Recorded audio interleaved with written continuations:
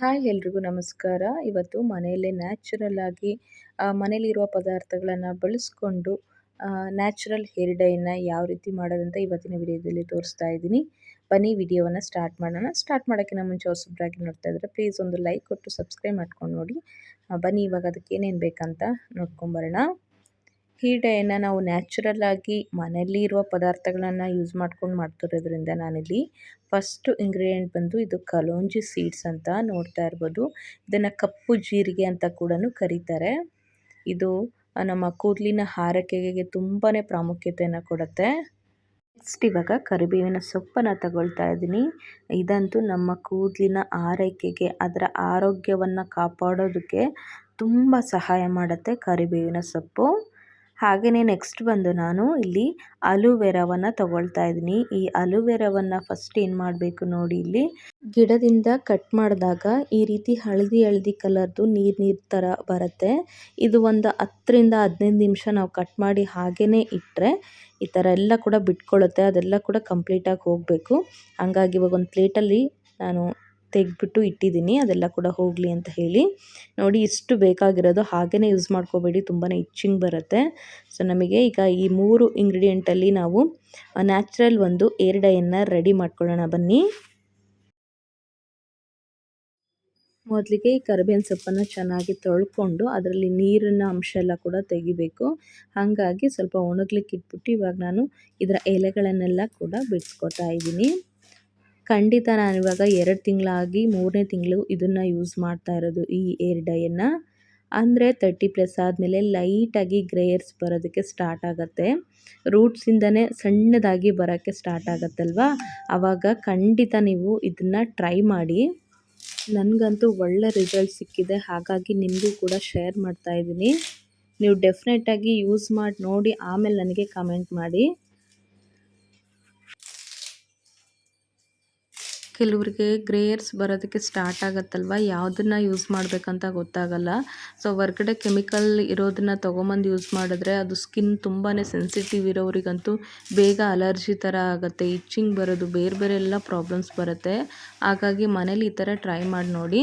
ಇವಾಗೆಲ್ಲ ಕೂಡ ಎಲೆಯಲ್ಲಿ ನೀರಿನಂಶ ಎಲ್ಲ ಒಣಗಿದೆ. ಇದನ್ನೆಲ್ಲ ಬಿಡಿಸ್ಕೊಂಡಿದ್ದಾದಮೇಲೆ ಇಲ್ಲಿ ಒಂದು ಕಬ್ಬಿಣದ್ದು ಹೆಂಚನ್ನು ತೊಗೊಂಡಿದ್ದೀನಿ. ಫುಲ್ಲು ಐ ಫ್ಲೇಮಲ್ಲಿ ಇಟ್ಕೊಂಡ್ಬಿಟ್ಟು ಇವಾಗ ಇದೆಲ್ಲ ಕೂಡ ಫುಲ್ಲು ನಮಗೆ ಕಪ್ಪಾಗಿ ಬರಬೇಕು. ಆ ರೀತಿ ಚೆನ್ನಾಗಿ ಇದನ್ನು ಒಲೆ ಮೇಲೆ ಇಟ್ಬಿಟ್ಟು ನೋಡಿ ಈ ಥರ ಮಾಡಬೇಕು. ಫುಲ್ಲು ಡೀಪ್ ಫ್ರೈ ಅಂದರೆ ಫುಲ್ ಕಪ್ಪಗಾಗಿ ಸಿಗಬೇಕು ನಮಗೆ.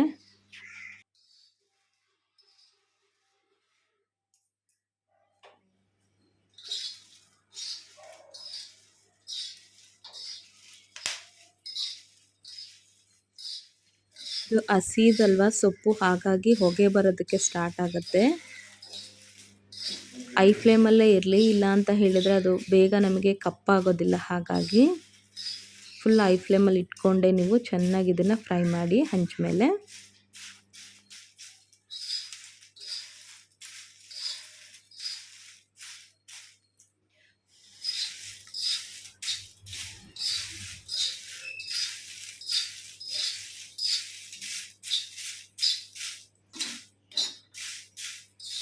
ಈ ಥರ ಸ್ವಲ್ಪ ವೈಟ್ ಇರೋದೆಲ್ಲ ಕೂಡ ಇದೇ ಥರ ಫುಲ್ಲು ಕಪ್ಪಾಗಬೇಕಿದು.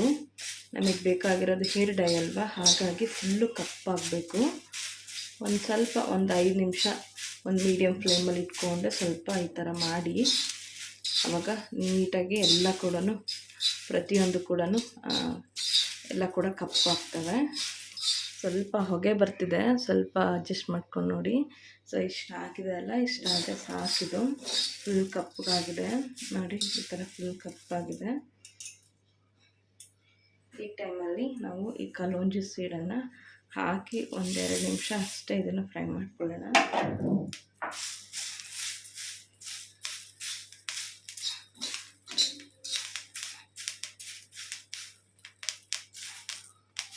ನೋಡಿ, ಈ ರೀತಿ ಸಿಡಿಯುತ್ತದೆ, ಈ ಥರ ಸಿಡಿಯುತ್ತೆ ಚಟ ಅಂತ. ಅದಕ್ಕೆ ಈ ಥರ ಮುಚ್ಚಿಬಿಡೋಣ.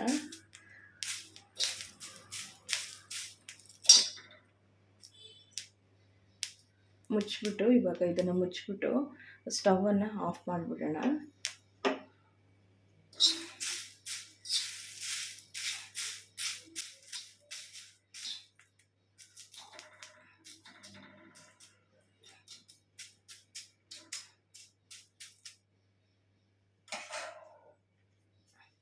ಈಗ ಸ್ಟವನ್ನು ಆಫ್ ಮಾಡಿದ್ದೀನಿ. ಫುಲ್ಲು ತಣ್ಣಗಾಗಲಿ ಇದು.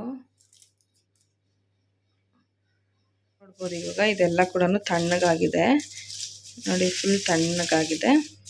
ಸ್ವಲ್ಪ ಈ ರೀತಿ ಮಾಡಿಕೊಂಡು ನಾವು ಇದನ್ನು ಇವಾಗ ಮಿಕ್ಸಿ ಜಾರ್ಗೆ ಹಾಕ್ಕೋಬೇಕು. ಹಾಗಾಗಿ ಈ ಥರ ಸ್ವಲ್ಪ ಮಾಡ್ಕೊಳ್ಳೋಣ.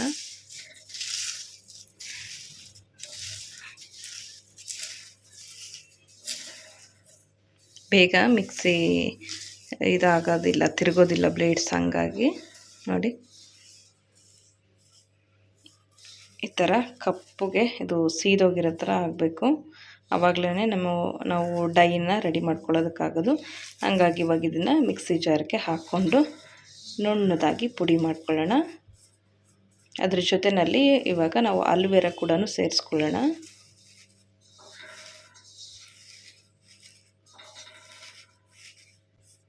ಓಕೆ, ರೆಡಿಯಾಗಿದೆ ನೋಡಿ, ಈ ಥರ ಆಗಬೇಕು ನೋಡಿ. ಇದು ಆಲೂವೆರಾದು ಫುಲ್ಲು ಯಾವ ಥರ ಕಪ್ಪಗಾಗಿದೆ ಅಂತ.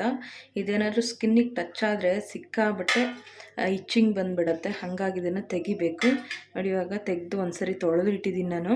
ಫುಲ್ ಕಂಪ್ಲೀಟಾಗಿ ಇದು ನಿಲ್ಲಬೇಕು, ಬರೋದು ನೀಟಾಗಿ ನಿಲ್ಲಬೇಕು. ಸೊ ಆ ಥರ ಆದಮೇಲೆ ನಾವು ಯೂಸ್ ಮಾಡ್ಕೋಬೇಕು ನೋಡಿ. ಇದೆಲ್ಲ ಕೂಡ ಬರೋದು ಸ್ಟಾಪ್ ಆದಮೇಲೆ ನಾವು ಯೂಸ್ ಮಾಡ್ಕೋಬೇಕು. ನಿಮ್ಮ ಹತ್ರ ರೆಡಿದೇ ಇತ್ತು ಅಂತ ಹೇಳಿದರೆ ಅದನ್ನೇ ಯೂಸ್ ಮಾಡ್ಕೊಳ್ಳಿ. ಬಟ್ ನಾನಿಲ್ಲಿ ನ್ಯಾಚುರಲ್ಲಾಗಿ ಯೂಸ್ ಮಾಡ್ಕೋತೀನಿ ಎಲ್ಲ ಕೂಡ. ಹಾಗಾಗಿ ಇದನ್ನು ತಗೋತಾ ಇದ್ದೀನಿ. ಇವಾಗ ಇದರಲ್ಲಿ ನಾವು ಜೆಲ್ಲನ್ನು ಕಲೆಕ್ಟ್ ಮಾಡ್ಕೊಳ್ಳೋಣ. ನಮಗೆ ನೈಸರ್ಗಿಕವಾಗಿ ಏನು ಸಿಗತ್ತೆ ಅದು ಒಳ್ಳೆಯದೇ. ಬಟ್ ಅದನ್ನು ಯೂಸ್ ಮಾಡೋದು ಯಾವ ಥರ ಅಂತ ನಮಗೆ ಕರೆಕ್ಟು ರೀತಿ ಗೊತ್ತಿರಬೇಕು. ಆವಾಗ ಅದ್ರದ್ದು ಯಾವುದೇ ಕೂಡ ಸೈಡ್ ಎಫೆಕ್ಟ್ಸು ಆಗೋದಿಲ್ಲ. ಈ ಎಂಡಲ್ಲಿ ಸ್ವಲ್ಪ ಕಟ್ ಮಾಡಿಕೊಂಡ್ರೆ ನಮಗೆ ಜೆಲ್ ತಗೊಳ್ಳೋದಕ್ಕೆ ಈಸಿ ಆಗುತ್ತೆ ನೋಡಿ. ನಿಮ್ಮ ಹತ್ರ ಬೇಕಂದರೆ ರೆಡಿದು ಆಲೂವೆರಾ ಜೆಲ್ ಸಿಗತ್ತಲ್ವ, ಅದು ರೆಡಿ ಇದ್ದರೆ ನೀವು ಯೂಸ್ ಮಾಡ್ಕೋಬೋದು, ಏನು ತೊಂದರೆ ಇಲ್ಲ. ಈ ಥರ ಫಸ್ಟ್ ಲೇಯರ್ ಸ್ವಲ್ಪ ತೆಕ್ಕೊಳ್ಳೋಣ ಲೈಟಾಗಿ ತೆಳುವಾಗಿ. ಆವಾಗ ನಾವು ಜೆಲ್ನ ಕಟ್ ಮಾಡ್ಕೊಳ್ಳೋದಕ್ಕೆ ಚೆನ್ನಾಗಿ ಸಿಕ್ಕತ್ತೆ. ಆಲೂವೆರಾ ನಮ್ಮ ಕೂದಲಿಗೆ ಮತ್ತು ನೆತ್ತಿಗೆ ತೇವಾಂಶ ನೀಡಲು ಸಹಾಯ ಮಾಡುತ್ತೆ. ಇದು ತುಂಬ ಬೇಕಂತಿಲ್ಲ, ಸ್ವಲ್ಪ ಸಿಕ್ಕಿದ್ರೆ ಸಾಕು. ಇದನ್ನು ಸ್ವಲ್ಪ ಈ ರೀತಿ ಮಾಡೋಣ. ಇದರಲ್ಲೂ ಕೂಡ ಜೆಲ್ ಇರುತ್ತೆ ನೋಡಿ.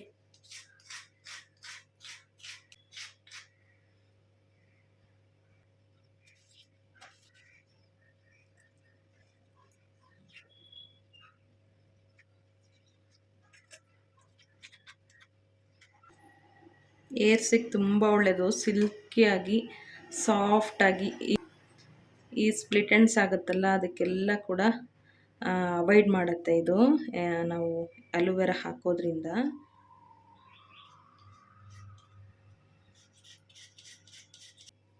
ಖಂಡಿತ ಒಂದು ಸ್ವಲ್ಪ ಟೈಮ್ ಕೊಟ್ಟು ನಿಮಗೆ ಅಂತ ಮಾಡ್ಕೊಳ್ಳಿ.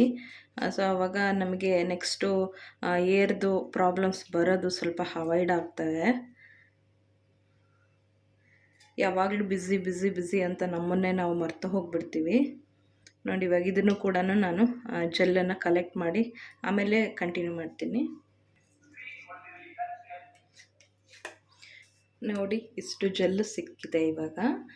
ಇವಾಗ ನಾವು ಒಂದು ಮಿಕ್ಸಿ ಜಾರನ್ನು ತಗೊಂಡು, ಮಿಕ್ಸಿ ಜಾರಲ್ಲಿ ನಾವು ಏನೇನಾದರೂ ಮಸಾಲೆ ಐಟಮ್ ಏನೇನಾದರೂ ರುಬ್ಕೊಂಡಿರ್ತೀವಿ, ಹಾಗಾಗ್ಬಿಟ್ಟು ನಿಂಬೆಹಣ್ಣು ರಸದಲ್ಲಿ ನೀಟಾಗಿ ಇದನ್ನು ತೊಳ್ಕೊಬೇಕು. ಆವಾಗ ನಮಗೆ ಯಾವುದೇ ಇಚ್ಚಿಂಗ್ ಬರೋದೇನಿರಲ್ಲ. ಹಾಗಾಗಿ ಇವಾಗ ನಾನು ಇದನ್ನು ನಿಂಬೆಹಣ್ಣು ಹಾಕ್ಬಿಟ್ಟು ತೊಳೆದಿದ್ದೀನಿ, ಒರೆಸ್ಕೊಂಡ್ಬಿಟ್ಟು ಇವಾಗ ಇದಕ್ಕೆ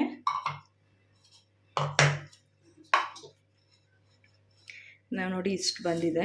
ಚೆನ್ನಾಗಿ ಇದನ್ನು ಪುಡಿ ಮಾಡಿಟ್ಟೆ, ಇಷ್ಟು ಬಂದಿದೆ. ಇವಾಗ ಇದನ್ನು ಹಾಕ್ಕೊಳ್ಳೋಣ. ವಿಡಿಯೋ ಸ್ವಲ್ಪ ಲೆಂತಿ ಆಗುತ್ತೆ, ಬಟ್ ಇನ್ಫಾರ್ಮೇಷನ್ ಅನ್ನೋದು ನೀಟಾಗಿ ಕರೆಕ್ಟಾಗಿ ಸಿಗಬೇಕಲ್ವ, ಹಾಗಾಗಿ ಸ್ವಲ್ಪ ಎಕ್ಸ್ಪ್ಲನೇಷನ್ ಕೊಡೋದಕ್ಕೆ ಟೈಮ್ ಆಗಿದೆ ನೋಡಿ. ಎಷ್ಟು ಕರಿಬೇವಿನ ಸೊಪ್ಪು ಹಾಕಿದ್ದಿದ್ದು ಇಷ್ಟು ಬಂದಿದೆ, ಇಷ್ಟಾಗಿದೆ. ಇವಾಗ ಇದಕ್ಕೆ ನಾವು ತೊಗೊಂಡಿರೋ ಆಲೂವೆರಾ ಎಲ್ಲ ಕೂಡ ಸೇರಿಸ್ಕೊಳ್ಳೋಣ ಜೆಲ್ಲನ್ನು.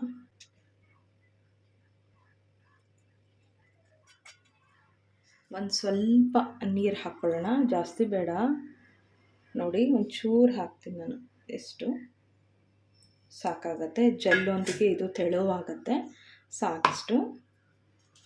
ಇವಾಗ ಇದನ್ನು ನುಣ್ಣದಾಗಿ ಸ್ವಲ್ಪ ರುಬ್ಕೊಂಡು ಬರ್ತೀನಿ ನಾನು. ಮಿಕ್ಸಿಲಿ ಒಂದು 2-3 ರೌಂಡ್ ಹಾಕಿದ್ರೆ ಫುಲ್ ನುಣ್ಣಗಾಗ್ಬಿಡುತ್ತೆ.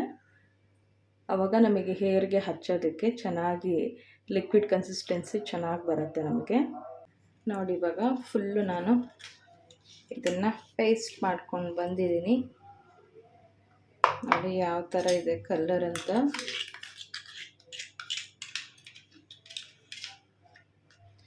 ನ್ಯಾಚುರಲ್ ಹೇರ್ ಡೈ ನಮಗೆ ಇವಾಗ ರೆಡಿಯಾಗಿದೆ. ಇದನ್ನು ಒಂದು ಬೌಲ್ಗೆ ಟ್ರಾನ್ಸ್ಫರ್ ಮಾಡ್ಕೊಬಿಡೋಣ. ನೋಡಿ ನಾವು ಕಲೋಂಜಿ ಸೀಡ್ಸ್ ಎಲ್ಲ ಹಾಕಿದ್ದೀವಲ್ಲ, ಸ್ವಲ್ಪ ನುಣ್ಣದಾಗಿ ಪೇಸ್ಟ್ ಮಾಡ್ಕೊಳ್ಳಿ.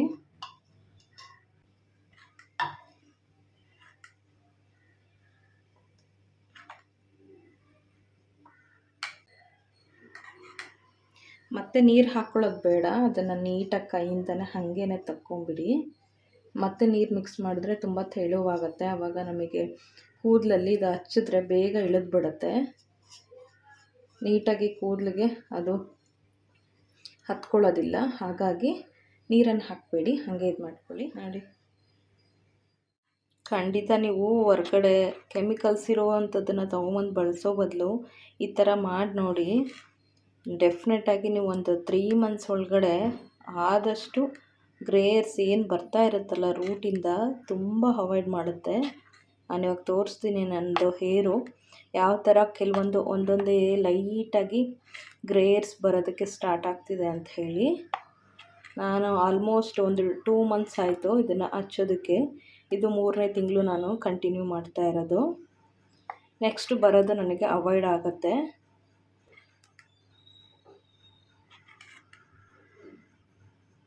ಇವಾಗ ನೋಡ್ತಾ ಇರ್ಬೋದು ಲೈಟಾಗಿ, ಅಂದರೆ ಒಂದೊಂದೇ ಎಲ್ಲೆಲ್ಲೋ ಒಂದೊಂದು ಗ್ರೇ ಹೇರ್ಸ್ ಬರೋದಕ್ಕೆ ಸ್ಟಾರ್ಟ್ ಆಗಿದೆ.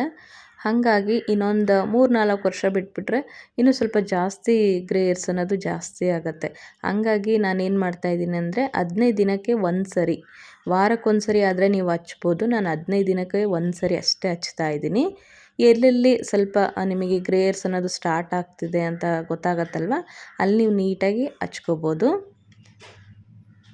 ಮೊದಲು ಸ್ಟಾರ್ಟ್ ಆಗೋದೆ ಮುಂದೆ ನೆತ್ತಿ ಹತ್ರ ಮತ್ತು ಕಿವಿ ಪಕ್ಕದಲ್ಲಿ, ಸೊ ಅಲ್ಲಿ ಸ್ಟಾರ್ಟ್ ಆಗುತ್ತಲ್ವ, ಅಲ್ಲಿ ಸ್ವಲ್ಪ ನೀವು ನೀಟಾಗಿ ಹಚ್ಕೊಳ್ಳಿ. ಇವಾಗ ತುಂಬ ಗ್ರೇ ಹೇರ್ಸ್ ಇದೆ ಅಪ್ಪ ಅಂತ ಹೇಳೋರು ನೀವು ವಾರಕ್ಕೊಂದ್ಸರಿ ಹಚ್ಬೇಕಾಗತ್ತೆ. ಇದು ನ್ಯಾಚುರಲ್ ಅಲ್ವಾ, ಹಾಗಾಗಿ ತುಂಬ ದಿನ ಇರೋದಿಲ್ಲ. ಒಂದು ವಾರಕ್ಕೊಂದ್ಸರಿ ನೀವು ಹಚ್ಕೋಬೋದು. ನೋಡಿ ಈ ರೀತಿಯಾಗಿ ನಾನು ಫುಲ್ಲು ಅಪ್ಲೈ ಮಾಡಿದ್ದೀನಿ. ಇದನ್ನು ಗಂಡು ಮಕ್ಕಳು ಕೂಡ ಹಚ್ಕೋಬೋದು. ಗಡ್ಡ ಮೀಸೆ ಎಲ್ಲ ಕೂಡ ಕೆಮಿಕಲ್ ಯೂಸ್ ಮಾಡ್ತಾರೆ. ಸೊ ಸ್ಕಿನ್ನು ಮುಖದಲ್ಲಿ ತುಂಬ ಸೆನ್ಸಿಟಿವ್ ಆಗಿರುತ್ತೆ. ಸೊ ಅಂಥವ್ರು ಕೂಡ ಇದನ್ನು ನ್ಯಾಚುರಲ್ಲಾಗಿ ಗಡ್ಡಕ್ಕೆಲ್ಲ ಕೂಡ ಯೂಸ್ ಮಾಡ್ಕೋಬೋದು. ಇದೆಲ್ಲ ಕೂಡ ಹಚ್ಕೊಂಡಿದ ನಂತರ 1-1.5 ಗಂಟೆ ಅಷ್ಟು ಬಿಟ್ಟು ನೀವು ಮೈಲ್ಡ್ ಶಾಂಪೂಯಿಂದ ತಲೆಯನ್ನು ತೊಳಿಬೋದು. ಹಾಗಿದ್ರೆ ನೋಡಿದ್ರಲ್ಲ, ನ್ಯಾಚುರಲ್ ಹೇರ್ ಡೈಯನ್ನು ನೀವು ಕೂಡ ಮನೆಯಲ್ಲಿ ಮಾಡಿ ನೋಡಿ, ಯೂಸ್ ಮಾಡಿ. ಯಾವುದೇ ನಮಗೆ ಸೈಡ್ ಎಫೆಕ್ಟ್ಸು ಅನ್ನೋದು ಇರೋದೇ ಇಲ್ಲ. ಈವನ್ ಮಕ್ಕಳಿಗೂ ಕೂಡ ಗ್ರೇ ಹೇರ್ಸ್ ಎಲ್ಲ ಬರುತ್ತೆ ನೋಡಿ, ಅವ್ರಿಗೂ ಕೂಡ ಇದನ್ನು ಅಪ್ಲೈ ಮಾಡ್ಬೋದು. ಒಂಥರ ಮುಜುಗರ ಅನಿಸುತ್ತಲ್ವ, ಹೊರಗಡೆ ಎಲ್ಲ ಸ್ಕೂಲಾಗಲಿ ಕಾಲೇಜ್ ಆಗಲಿ ಹೋಗುವಾಗ ಮಕ್ಕಳಿಗೆ ಮುಜುಗರ ಅನಿಸುತ್ತೆ. ಆವಾಗ ಯಾವ್ದು ಬೇಕು ಅದನ್ನೇ ತೊಗೊಂಡು ಹಚ್ಕೋತಾರೆ. ಹಾಗಾಗಿ ಈ ಥರದನ್ನು ಅಭ್ಯಾಸ ಮಾಡಿ ಯೂಸ್ ಮಾಡ್ಕೊಳ್ಳಿ. ಡೈಯನ್ನು ನಾವು ಮನೆಯಲ್ಲಿ ಯಾವ ಥರ ರೆಡಿ ಮಾಡ್ಕೊಳ್ಳೋದಂತ. ಹಾಗಿದ್ರೆ ಈ ವಿಡಿಯೋ ನಿಮಗೆ ಇನ್ಫಾರ್ಮೇಟಿವ್ ಆಗಿ ಯೂಸ್ಫುಲ್ ಆಗಿದ್ರೆ ಪ್ಲೀಸ್ ಒಂದು ಲೈಕನ್ನು ಕೊಡಿ. ಹಾಗೆಯೇ ಹೊಸಬ್ರಾಗಿ ಯಾರಾದರೂ ನೋಡ್ತಾ ಇದ್ದರೆ ಸಬ್ಸ್ಕ್ರೈಬ್ ಮಾಡ್ಕೊಂಡು ನೋಡಿ ಅಂತ ಹೇಳ್ತೀನಿ. ಮತ್ತೆ ಮುಂದಿನ ವಿಡಿಯೋದಲ್ಲಿ ಸಿಗೋಣ. ಅಲ್ಲಿವರೆಗೂ ಎಲ್ಲರಿಗೂ ಟೇಕ್ ಕೇರ್. ಬಾಯ್ ಬಾಯ್.